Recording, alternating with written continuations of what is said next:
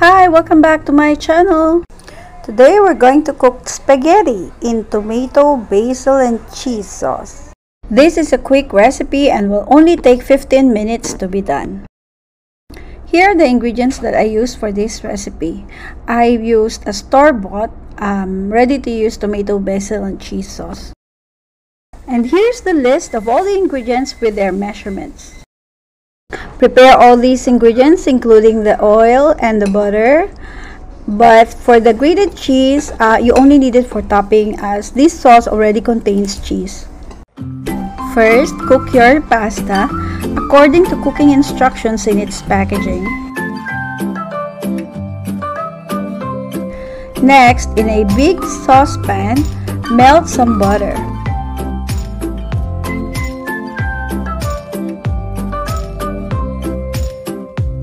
After the butter has melted, add the minced onions.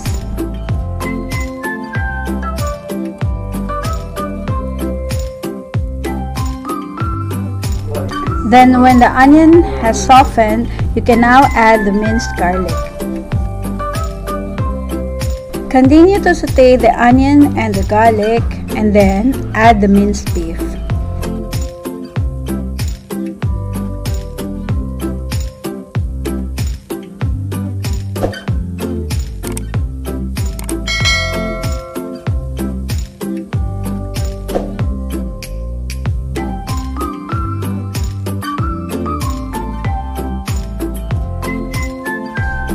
Stir continuously until the color of the beef is no longer pink. Once it changes color, you will notice that the beef is already cooked.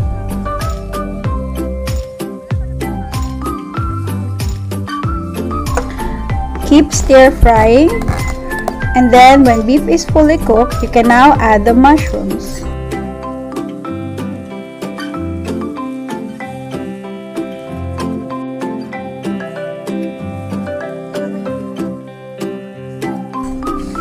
Keep stir frying again until the mushroom is cooked. When mushroom is cooked, you can now add the capsicum or green bell pepper. Continue to stir fry and then add the sauce. For this recipe, if you cannot find any tomato, basil, and cheese sauce from supermarket, you can just use a normal tomato sauce and just add some basil leaves and then some cheese.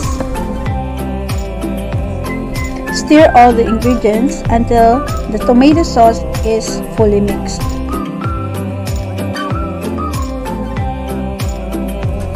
Let it simmer, then check if the taste is balanced and adjust accordingly. Season with salt and pepper. If it still lacks flavor, you can add some dried basil, but this one is optional.